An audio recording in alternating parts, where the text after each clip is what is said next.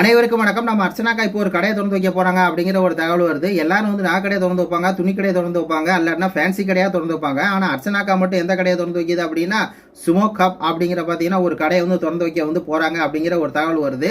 இதுல இருந்து நம்ம தெரிஞ்சுக்க வேண்டியது என்ன அப்படின்னா, அதாவது வெளியே வந்ததுக்கு அப்புறம் அர்ச்சனா என்ன சொன்னாங்கன்னா, எனக்கு பிடிச்ச இடத்துக்கு நான் வந்து போவேன், பிடிச்ச இடத்துக்கு நான் வந்து போவேன் அப்படின்னு சொல்லி சொன்னாங்களே. இப்போ அதே மாதிரி தான் அவங்களுக்கு பிடிச்ச இடம்னு சொல்லி நம்மளுக்கு வந்து பிக் பாஸ் வீட்டுக்குள்ள இவங்க இருக்கும் போதே தெரியும். அதிகமாக வந்து பார்த்தீங்கன்னா அர்ச்சனாக்கா வந்து ஸ்மோக்கிங் ரூம்ல தான் இருப்பாங்க, ஸ்மோக்கிங் ஜோன்ல தான் இருப்பாங்க. வாடா நிக்சன் போகலாம், வாடா ஆர்ஜே பிராவா போகலாம் அப்படின்னு சொல்லிலாம் வந்து பார்த்தீங்கன்னா அந்த ஸ்மோக்கிங் ஜோனுக்கே அதிகமாக போவாங்களே. வெளியே வந்து பார்த்தீங்கன்னா அந்த பழக்கம் விட்டு போகல.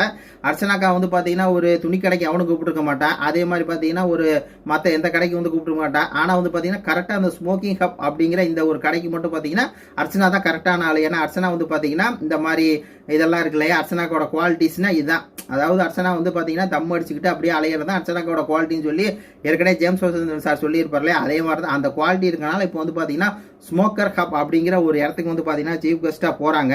இதில் என்ன ஒரு கொடுமை அப்படின்னா அங்கே வந்து பார்த்தீங்கன்னா அன்லிமிட்டடாக பார்பிக்யூ வந்து கிடைக்கும் அப்படின்னு சொல்லி அந்த ஒரு விஷயம். நீங்கள் தப்பாக நினைக்காதீங்க, அங்கே வந்து பார்பிக்யூ தான் விற்பாங்க, ஆனால் அந்த கடை பேர் வந்து ஸ்மோக்கர் கப்பு, அவ்வளோதான். நீங்கள் ஏதோ தப்பாக நினச்சி அர்ச்சனாக்கா ஏதோ அங்கே வந்து இதுக்கு தான் போகிறாங்க அப்படின்னு சொல்லி நம்மளாம் நினைக்க வேணாம். உண்மையாலுமே வந்து அர்ச்சனாக்கா டைட்டில் ஒன்று ஆனருக்கு கரெக்டான ஒரு கடையை தான் திறந்து வைக்க போகிறாங்க.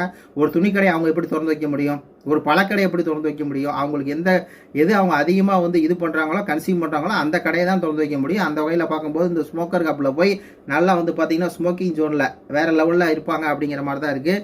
இது பற்றி உங்கள் கருத்துக்களை சொல்லுங்கள். நன்றி, வணக்கம்.